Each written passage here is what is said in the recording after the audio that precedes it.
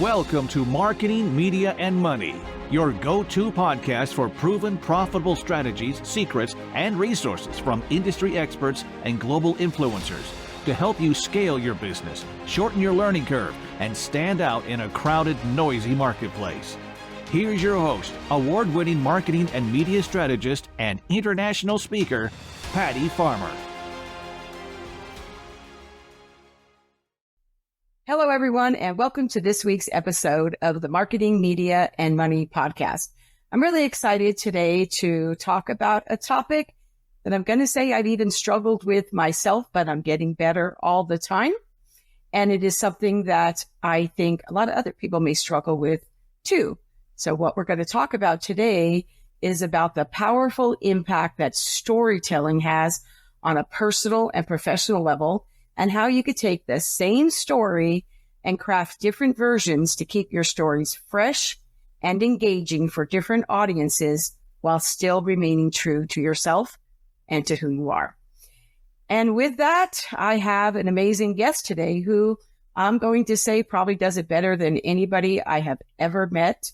She keeps me hanging on every single time she shares a post that I even know the story and I'm waiting for how she's going to share it. So let me tell you a little bit about our guest today. Rachelle Bryant is an expert and inspirational storyteller, speaker, author, advocate, and entrepreneur. Her expertise focuses on intentionality, vulnerability, empathy, resiliency, and authenticity. And she has spent over 20 years educating, guiding, and supporting others in sharing their stories. She is the founder and owner of multiple businesses under the name of Wildly Free LLC. And she envisions a world where every person's journey is not just a series of events, but a powerful narrative waiting to be discovered and shared. And I love that so much. So thank you so much for being here with me today, Rachelle. Thank you for having me, Patty. I am just really excited because, I have shared many times about how this was really a struggle for me. I'm an educator and a creator, but I tend to always be the educator first. So it was always a struggle for me to how do I balance those two things, right? And I feel like it is really important. I can't be the only person, right? So let's just dive right in. And so for you, Rachelle, how does storytelling foster a deeper sense of empathy and connection among people? I love that question. When we know other people's stories and we share our own stories, we create a magical connection that becomes relatable and becomes something that we can see ourselves in, even if the stories are different, even if the content is different. It just really creates that special connection between two human beings that, we're human too. And that's really the simplicity of that, just kind of giving ourselves permission that we're all doing this life thing for the first time. And we're able to see each other as relatable human beings, despite what might separate us, whether it's different points of view or what have you. And so I think it creates that relatability and makes us connect just on that human level. So I think that's really important. But you often speak about the power of vulnerability in storytelling, right? And I'd really like to have you share some insights on that, because, I think sometimes people don't really understand what is being vulnerable versus puking your whole story, right? So to speak, right? It's not about telling every single thing, right? But being vulnerable is impactful. So what are some insights on that? Because I think sometimes people want to be a little more vulnerable. They're just not really sure how to do it without being too over the top, and also how to do it appropriately. Yeah, I love that. The first step to being vulnerable is really kind of telling yourself the story first. Choosing something that you feel will make an impact not only on somebody else's life, but your life, and taking that step to process it yourself and discover the best way to deliver it to make sure that it's mostly impacting everybody who hears it, whoever you deliver it to. And I think that that's kind of the step that everybody skips. I think, like you said, we don't have to just like throw up everything or spew it all out, because there's a lot of details that really don't need to be shared. It needs to be a space and a time that you create for yourself that's safe, and allow yourself to be vulnerable with yourself first and foremost. And then taking that, and if you feel, sometimes you write out little bullet points. I want, my story to reach this audience, or I want my story for somebody who's struggling in this way, or I want my story to educate somebody in this way. Whatever bullet points you create, then you're going to kind of take your story and you're going to wrap it around those. And you want to make sure that all of those points are met through the short and concise way of delivering it. And what I work with people is taking those stories and making sure that they're short, impactful, and precise. Because it's so important that you're not just rambling on, because you'll lose your audience immediately with that. And so it's just really important to create kind of that presentation and make sure that you're presenting it based on like what audience, because sometimes in some audiences you are going to go a little bit longer, depending on what it is. And then some of them you want to make it shorter, but you can use that same story and use it in multiple ways. And so that's really kind of just giving yourself permission to know that just because you're being vulnerable doesn't mean that anybody's going to hurt you or use that against you. And so it really is just this process of making sure that you give yourself permission to share that piece of you and know that you're going to be okay. And I think that's really important, because a lot of times the story isn't appropriate everywhere, right? Isn't appropriate everywhere. I think there's such a huge component that people like to talk about now about repurposing your content, right? Oh, it's so important to repurpose your content. And I feel like, for example, when you ask yourself why you're sharing that content in the first place. So for example, a story that for me, I may put on LinkedIn, for example, where I want to educate someone on something, right? And then when I may be sharing that story on Facebook, it's totally different because it's more personal, and I'll put a few other things in there, or at least position it in a different way as I tell the story, because I think a lot of times we do lose our audience, knowing who that audience is. But also what I have found, I don't know about anybody else, but sometimes people will tell me the points of a story and I'll be like, oh my gosh, I so resonate with that, right? I'll really I'm leaning into that, but then they just keep going and they tell so many other details that all of a sudden I don't resonate with it anymore, right? So it is kind of an art, really, to know, but when to share important pieces that are the personal, and when to realize that maybe that's just really not the appropriateness right there. So can you kind of speak to that?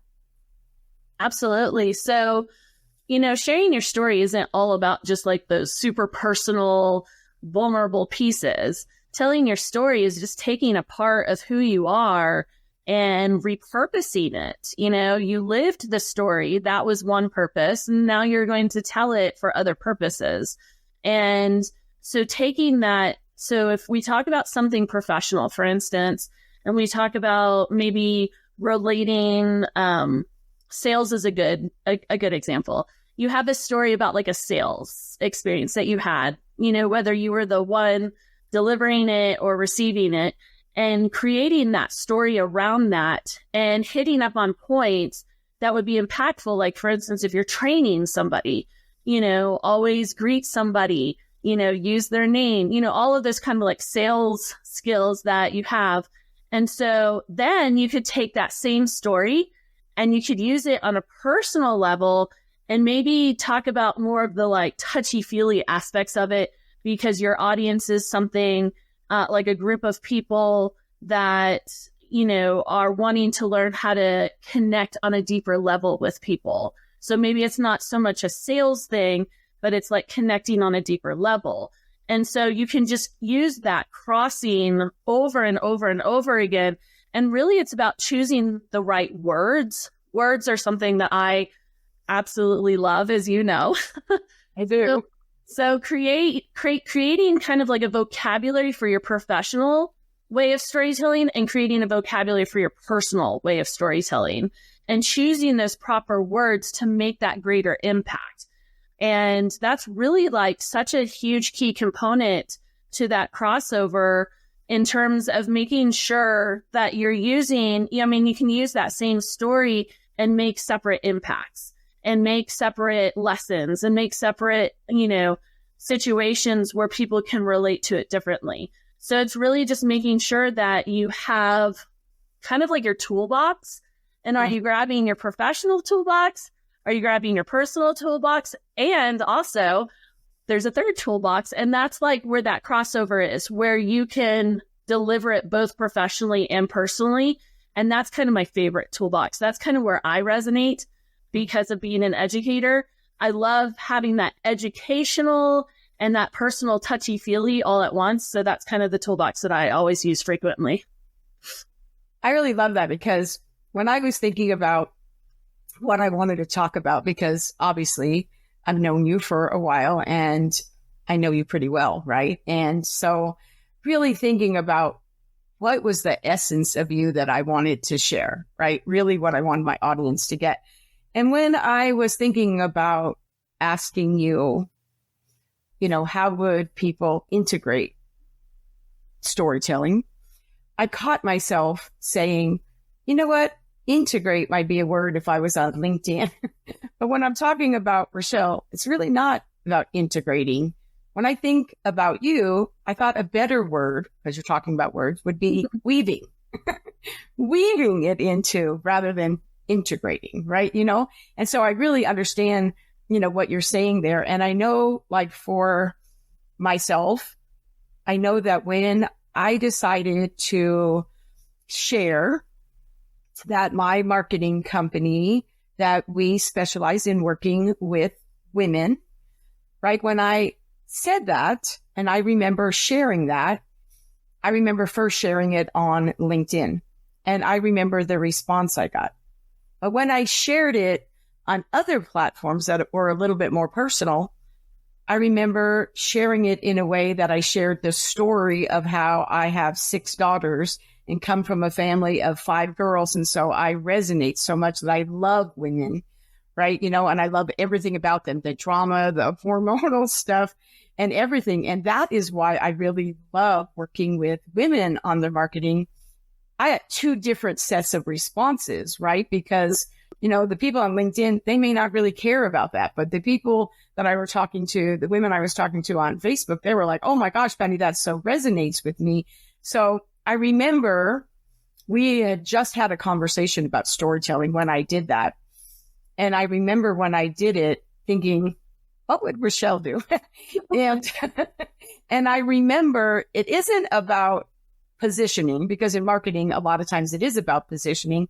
That's not this. I think this is really like, how do you tell your story in a way that who is the audience that you're speaking to? And I feel like once you ask yourself that question, and how is it going to be received by the people that you are trying to speak to, kind of makes a lot of sense. So I love that you did the 3 toolboxes, because I think that will really help people to realize, oh, what toolbox, you know, do I want to use? And I think I like the 3rd one as well. So would you say that, you know, people have these obstacles that are struggling with this? What would you say are some of the common challenges that they face when they're trying to craft their stories, and how would you advise them to overcome them? I think the first thing you need to figure out is, what type of storyteller are you? You know, are you the type that likes to speak your story? Are you the one that likes to express it maybe through a reel? I mean, that's kind of where we are in life, right?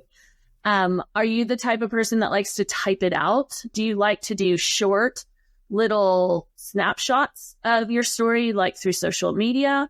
Are you the type of person that wants to write books or articles? Or so really kind of having that discovery space of what type of storyteller are you? I think that's probably one of the biggest obstacles, because we all have this kind of like, I don't want to really call it imposter syndrome, but it is a level of that, of like, oh, I want to be, just like that person. Well, why do you want to be just like that person in their storytelling? Maybe you can express yourself in a different avenue better, and so really kind of tapping into that and discovering who you are as a storyteller is really important. And then also making sure that you do it consistently. I think one of the things that I have noticed over the years is that you can't just jump into it. You can't just tell yourself, okay, I'm going to be this expert storyteller and, be hard on yourself. Do small little things, maybe create a blog or, whatever your avenue is, and making sure that you do it consistently. Maybe that's once a week, but every week. Maybe you build up to like 3 times a week, every week, whatever your outlet is. And that can be something even just kind of connecting with people, like, hey, can I practice with you? And making sure that like you pick somebody that you trust, that you feel like you can be vulnerable with, whether it's professional or personal, because there's so many levels of professional vulnerability that really kind of hits our gut, because especially if we're in a situation with other people in that industry, it can be a little intimidating. And then just find and discover the avenues in which you feel comfortable in. It's okay to find your comfort. So many times we don't give ourselves permission to sit in that comfort zone because we're fed constantly, get out of your comfort zone, do the things that are uncomfortable. Well, yeah, that's important in some respects, but when it comes to storytelling, give yourself permission to find that comfort zone and stick with it and own it and be that person. And I think that that's kind of where my convictions come from, is that I feel so comfortable in who I am. But I'll tell you, it took a lot of years to get here. But now that I've been in this space and I've had people speak it into me that, wow, you're really great at the storytelling thing. I had to go through a process last year. Patty, you were one of them who spoke that into me, that it was okay to settle into that space, to be convicted and owning who I am and who I always have been, but that I had to have other people kind of see it in me and speak it into me. And so just own who you are and be okay with that and enjoy the journey. That's really what it's all about. Oh, I love that. That kind of just leads into, would you be willing to share a story that significantly shaped who you are today? I would say that one of the most pivotal stories I can share with you is the journey to transplant.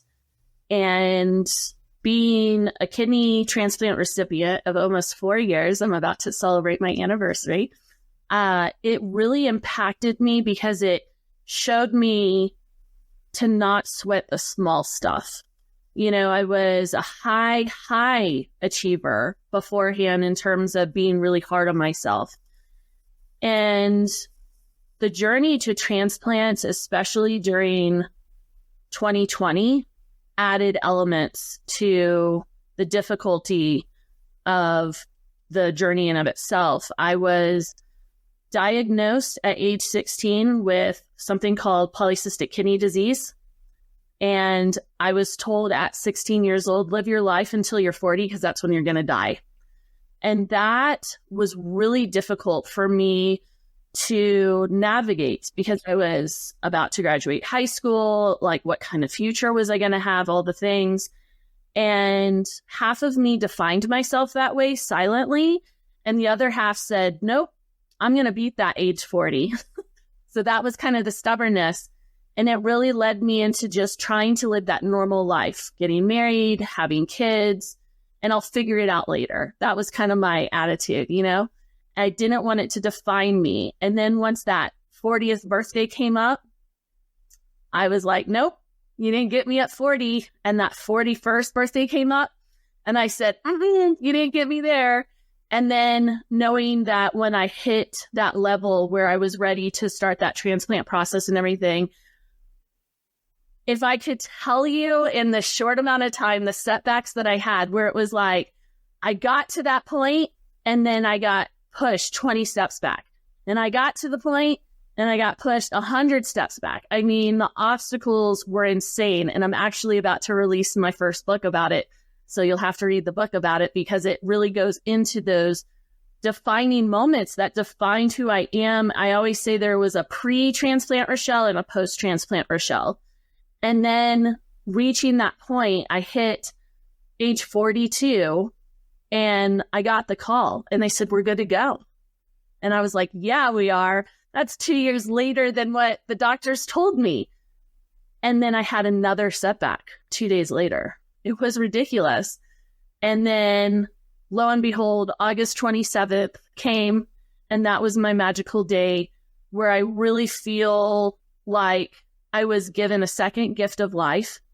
And I woke up and I remember going, I'm not going to waste 1 minute of this second chance on any of the things that life presents us to distract us from the joy and all of the love from other people that I'm meant to receive and to give.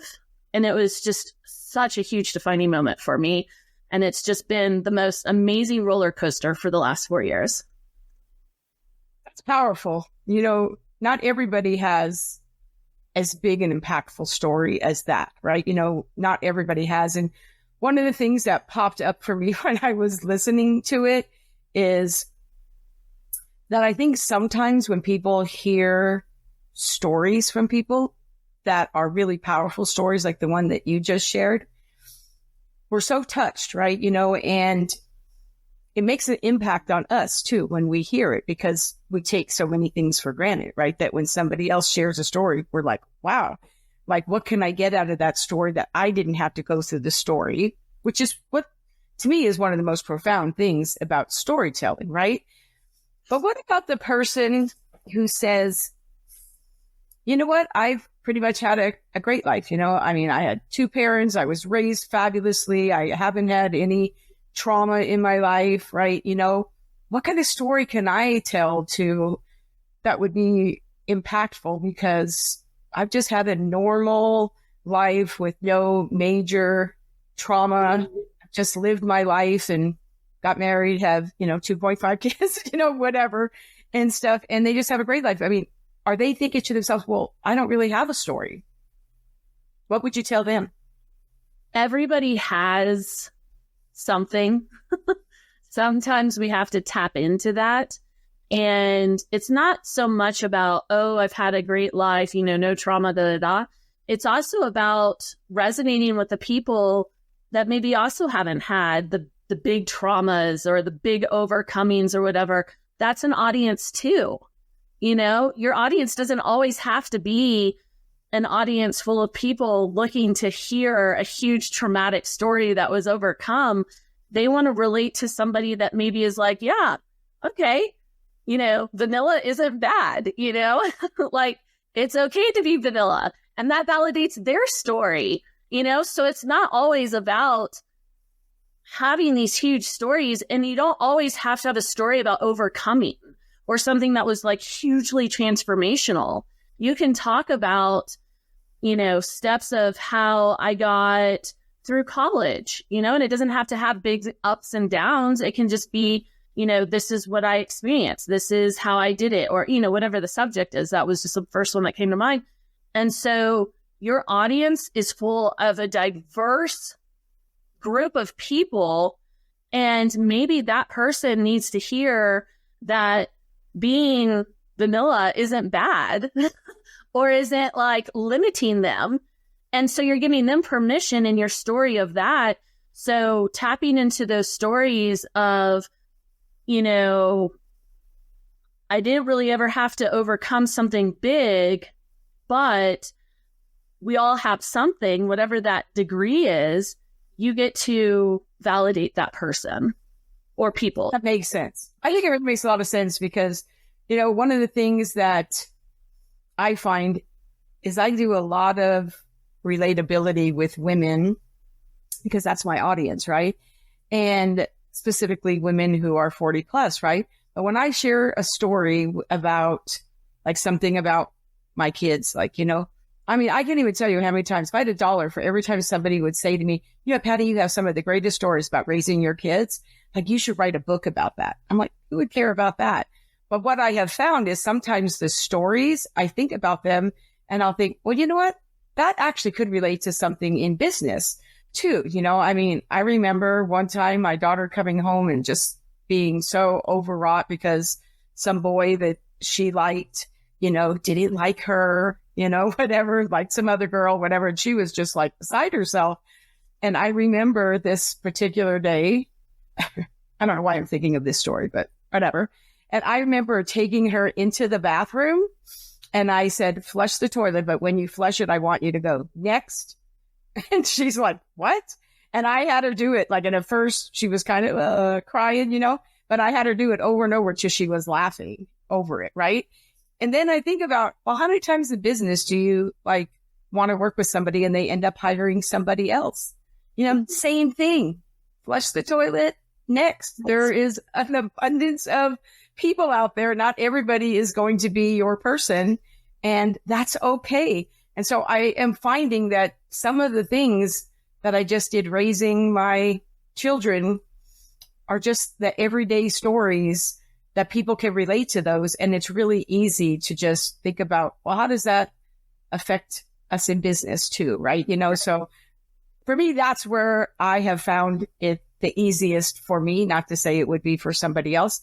And certainly anybody out there, if you have found a really great way, we would love to hear about that. So, but I think you also talk about, empathy and authenticity, right?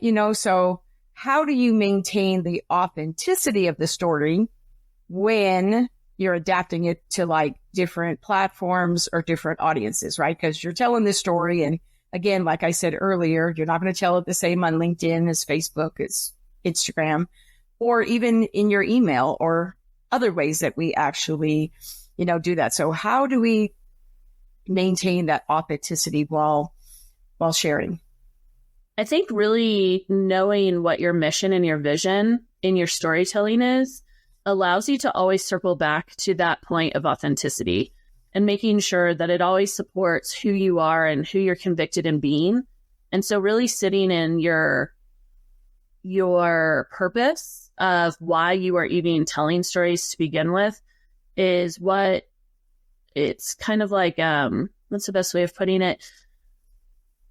Like having your foundation, your authenticity is your foundation, and everything you do from that point, you can build it. It's like building a house. Your authenticity is the foundation. You want to make sure that it's strong and it's there for life. And then you can build the walls, the windows, the roof, whatever, the rooms that you want to build, but you're always going to start from that foundational point. And so making sure that you really, really know why you're doing what you're doing. Like, how many times do you just continue to do what you do in life and you don't really even know why you're still doing it? Or maybe something's changed in your life, but you're still doing the old stuff. Why are you still doing that? Are you being authentic to yourself? And then it always comes back to, are you doing it with yourself first? And then you can do it with others. And I think, there's narratives that we tell ourselves and there are narratives we tell other people. And the ones that we tell ourselves are the foundational, authentic part so that we can then share that with other people. That makes a lot of sense. What would you say, or could you share some tips on how do we keep our storytelling fresh and engaging over time? I have heard people say the same story over and over and over. And I thought to myself, is that the only story you know how to tell? Right. Or I see this a lot in speakers, right? Like I've heard them speak and they just tell the same stories over and over. And I'm thinking, I want something fresh and engaging. I mean, things change in our life, but in life in general, not just our lives, but in life in general. So there has to be a way that you can like keep it fresh and engaging and put a new spin on it. Because I have to tell you, my mother, I never really considered her a good storyteller. I'm still not going to say I think she actually really was, but what she could do though, that she was really good at, is she could tell the same story over and over to us kids and be able to make the point she wanted to make on whatever it is we did right or wrong at that moment. And I'm thinking, I've heard that same story like 50 times. How can she tell it a different way every single time? But she always managed to be able to do it. And when I was a kid, I didn't think that was all that great. But as an adult now, looking back, I have to say, I kind of think it is. Yeah, I think making it applicable to the situation, like what you just shared, is one of the biggest keys. Like, are you making it applicable for yourself, or are you making it applicable for your audience? And that's really what it's all about. Like, are you just really wanting to tell that same story over and over again because it's easy? And that's what you're going to find. You're going to find, like, especially in speakers, a lot of times they repeat themselves because it's easy, it's scripted. And that means that they haven't really tapped into themselves in a long time. You know, they define themselves so heavily as a public speaker, and that's really where a lot of it happens, is that all they feel like they are, or are they really storytellers in that situation? And this is one of my favorite. Or it works. And that's why they continue to do it, because it works for them. Yeah. And so to make it fresh, you just have to kind of tap into yourself and say, you know, you want to challenge yourself, really is where it comes down to it. Because if you have the same people kind of following you for the long, you know, years and years and years and years, you want to provide them more value. And if you're telling the same story, there's no value in the same story. I can't tell you how many people in the past I've been following. I'm like, oh, I'm just going to tune out because I've heard this story 5 million times. Like, seriously. And so it comes down to, what do I want? How do I want to serve better? I think is what kind of just came to mind. Because as a public speaker, you want to serve better each and every time, especially if you're going to have people that overlap and see you multiple times.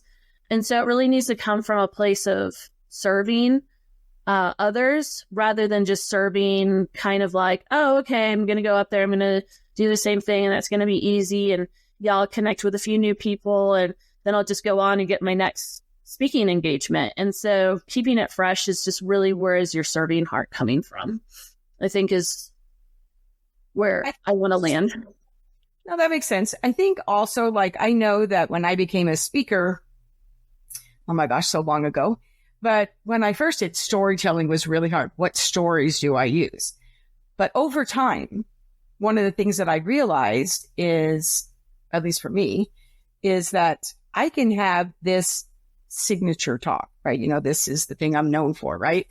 I can have a signature talk, but I have to know my audience and who it is that I'm speaking to, because it doesn't always mean I need to change my talk. It just means I need to change the stories that I'm using for those points. So like if I'm speaking to a women's group versus, you know, a co-ed group, or maybe I'm speaking to a group of chiropractors or somebody in the wellness field or whatever, the stories can always change to get those points, right? You know what I mean? And so I think that doesn't always mean that every single time you have a different audience, you have to write a whole new speech, right? You know, it just means that you need to have different case studies or different stories, or, you know, just kind of tweak it a little bit for knowing who your audience is. And I think that's true for podcasts too, whether you're the podcast host or whether you're a guest, you know, knowing who their audience is also should affect the stories that you tell, wouldn't you say?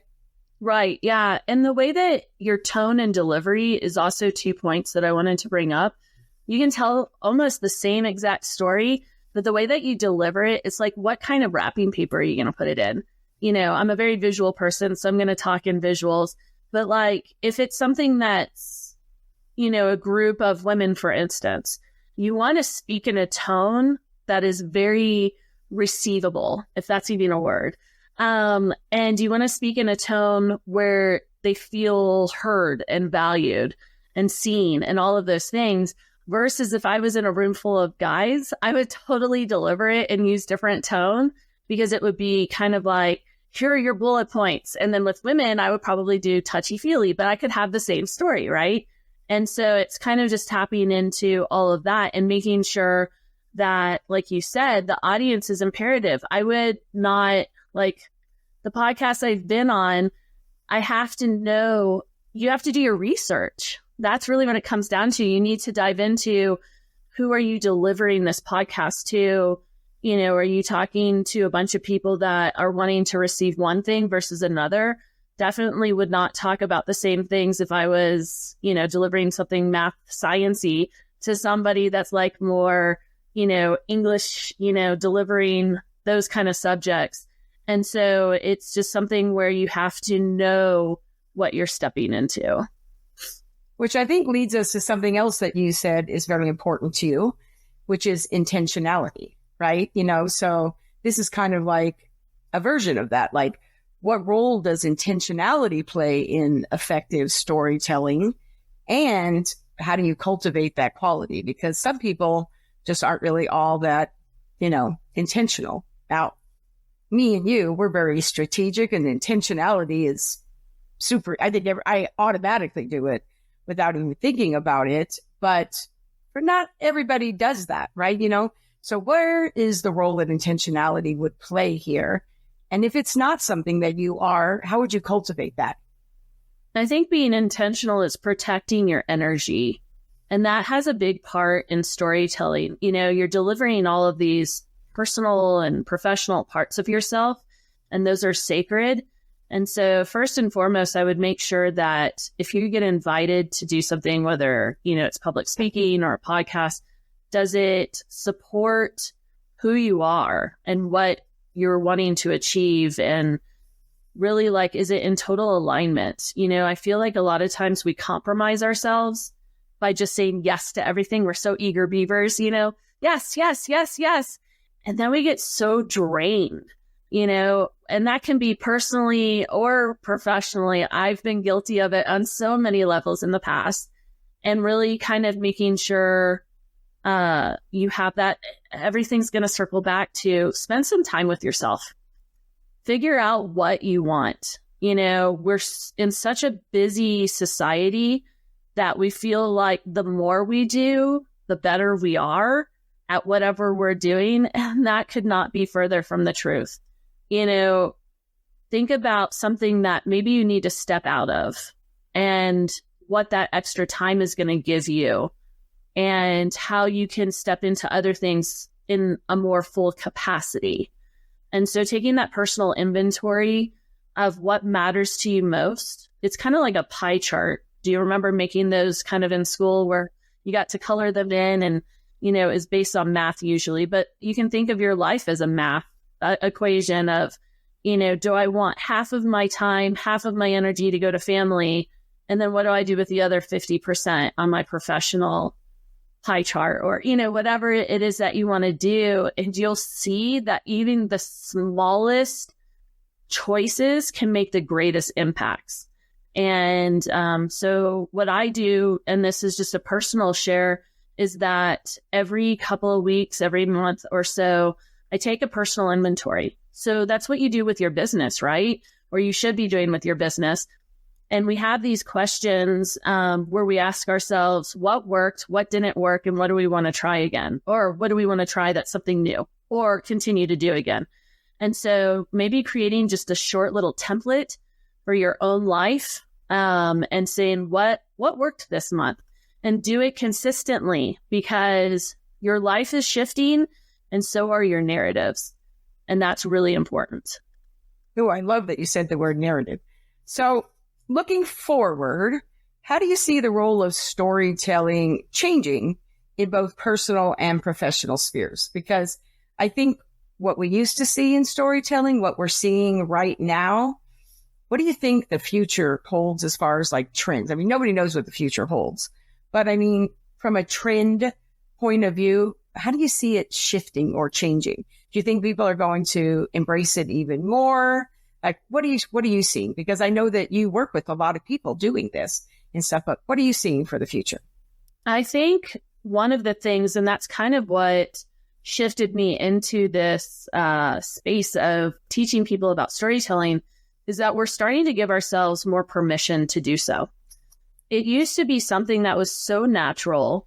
So, you get together with families, and depending on what generation you're in, we had more communication between family members. We would sit around, we didn't have the distractions of phones and TVs and all that kind of stuff. So the way to have that personal connection was through sitting around and telling stories. I remember as a child, my family sitting around and sharing stories, all the time, and making sure that we shift back to that, making sure that that's something, within families, especially, have that time where you just put the phones down, you put the distractions down, and you just maybe play a board game and see like what stories can come from that board game playing. And for the future, I think it's important for us, we have all of these avenues of quick little short snippets of things, and it's really ruining our ability to pay attention because we're just like scrolling constantly. And sadly, I feel like that's the direction that we're going to continue to be in if we don't take control and go back to old school storytelling, which is one of my missions, is to make sure that people go back to what works and what connects us on a level that scrolling will never be able to give us. Oh, I love that so much, which kind of leads me a little bit into talking about, like, I know you work with people on this, but I also know that last year you were actually a part of a book about joy, like We Choose Joy. And I love that. Tell us a little bit about the book, because I have to tell you, I had been your friend for a while. And then when I read your story, it was like so profoundly, not just touched me, but explains so many things. So many things fell into place for me. Unbelievable, actually, but in the way that you shared it. And I remember thinking that every single story in that book of how people had overcome different things and how they chose joy was just really just profound and impactful, right? So what made you decide to be a part of that? And did being a part of that book, I guess really that's even the bigger question for me, is that what inspired you to become a publisher now? Actually, it's a story that I'll try to tell without having tears come about, because it's a very personal share. So I was invited by a mutual friend amongst all these women. Her name is Tarifa. And she said, Rachelle, you have to be in this book. And I said, okay. And she said, and you have to share your story about your kidney transplant. And I was like, okay, I'll dabble into it. Let's see what happens. And it was interesting because two of the main people wanted me to share my kidney story. But as I was sitting in front of the computer trying to type it out, I knew that wasn't the space I needed to share it. And I knew I needed to give people kind of a foundational story. If this was going to be the start of a new journey, I needed people to know where my story started. And so that's really what pivoted me into sharing what I shared in this amazing book, We Choose Joy. And it was a beautiful journey with 21 other women. And I remember I kept talking to my friend Tarifa through the whole thing. I was like, Tarifa, I can't share this kidney story. And she's like, that doesn't matter. Just share a story. It doesn't matter, because she had been in the book before it with, similar group of women. And then sadly and tragically, she was murdered on my birthday, actually, last year. And the impact of her stories and what it meant to her was kind of like a relay race where she passed the baton on to me, is where I'm going with this. And I felt like not only did I need to make sure I continue to share her stories, because she wasn't here to continue that legacy, that I needed to be the encourager the way that she was for me. And so that's where it was all born. So I got all jumped up for you. I think that's because I've read the book. But for those of you that are listening or watching, right? You just have to look below and we'll have a link to the book. So you can go there. But I have to tell you, it was super, super impactful and you will love it. But talking about storytelling, which we're talking about, and all the different ways. I mean, just in this conversation we've had, I mean, we have talked about, intentionality and vulnerability and empathy and authenticity and all these things, right? And I really love that. But we've also talked about audience and how we deliver that. And so what really excites me is that you put together a gift for the audience that talks about what kind of storyteller are they. So tell us a little bit about that gift, because I think that's pretty impactful too. When I wrote that, it was such a beautiful space for me personally to tap into my ancestors. And that's really where it all was born. And creating kind of a list of what is your creative outlet to be a storyteller. A lot of times we don't give ourselves permission to have that creative side because it's goals, goals, goals, and how are we going to achieve them and da-da-da. And I think it's really important that everybody sit in a space of creativity and reflection. And so the list that I created that I am so excited to share with you all is really kind of letting you know what type of storyteller do you think you are, ways that you can discover if that's indeed who you are, and also giving yourself permission to be a mixture of a whole bunch.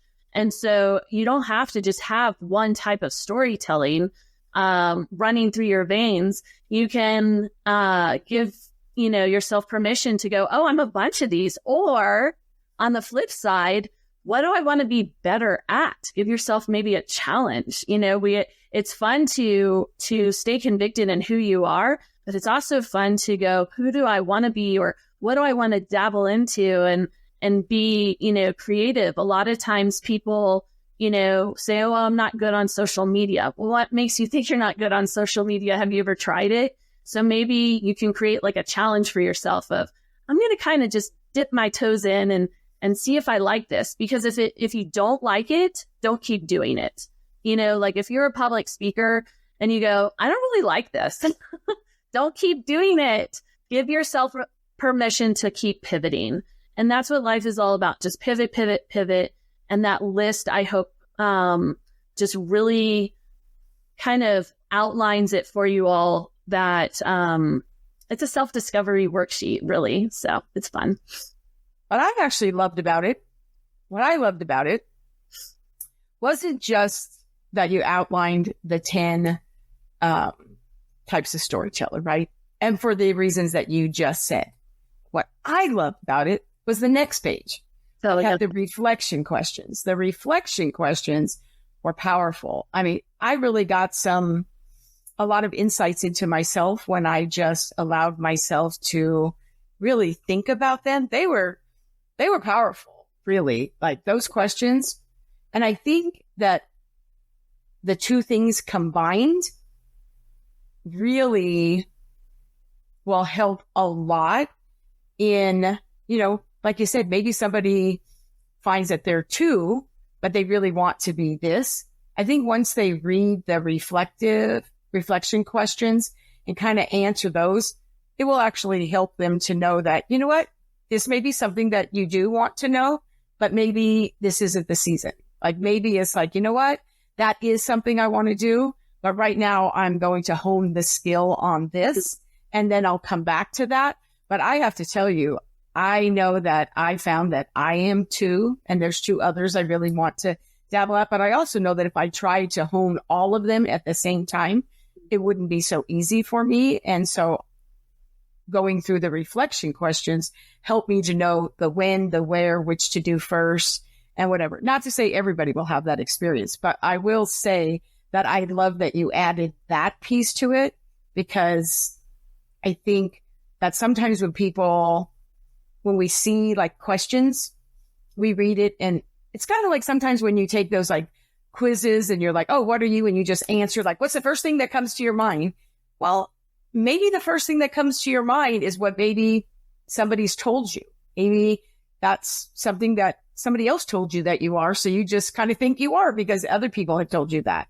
when you get into the reflection questions, I think you get a much more honest with yourself. Right. You know? And so I think that helps you. So I have to tell you, I really think those two things together just are gold. So I'm going to invite everybody to make sure that you download them. And so thank you so much, Rachelle, for being here and sharing your wisdom, sharing your story. And really, I think there were so many insights that you gave about how to be intentional and how to be this, because, you know, you are every one of those things: intentional, empathetic, you know, resilient. I mean, I've known you for several years and you are all those things, right? And so incorporating and weaving those into your story is so natural to me when I hear your story. That's why I think like really learning and having those reflection questions will actually help people to think, oh, I didn't realize I was this. Or maybe it's making the decision to step in and lean into something that you didn't think you were. So I have to tell you, I think that's really powerful. So thank you so much. I think that you've given everybody a lot to think about, maybe to celebrate. Like, you know, maybe they're further along than they thought, just a few steps for them to move forward. And most of all, what I think they're really going to want is how can they connect with you, Rachelle? Yeah, you can connect with me through many different avenues, but my website is wildlyfreellc.com. And there you will be able to see all parts of myself through my family, my businesses, and all of that. And there's a way to connect with me there. Rachelle at wildlyfreellc.com is my email, and all of the other avenues that you see on the website, it will bring you directly to me. I love that. So again, thank you so much. I appreciate you being here and being so open, right, for all of the in-depth questions I really wanted to ask you and for sharing your story. So thank you, Rachelle. Thank you for having me so much. It was such an honor. Thank you. Thank you. And if you enjoyed this episode, and I'm sure you did, right? Please like, subscribe, and review the podcast on your favorite listening platform. And if you haven't yet grabbed our sister, so to speak, our magazine, Marketing, Media, Money, of which Rachelle is a columnist as well. So if you really want to get into some of the things that she's sharing, like you can actually dive in there too. So it doesn't have to stop here at this podcast. Make sure that you check out the magazine at m3digitalmag.com. So thank you so much for being here. I'll see you again next week. Same time, same place. Have a phenomenal week. Thank you for joining us today on the Marketing, Media, and Money podcast. To shorten your learning curve even more, make sure to grab your free copy of the Marketing, Media, and Money magazine at m3magazine.com. That's M3magazine.com. I promise your business will thank you.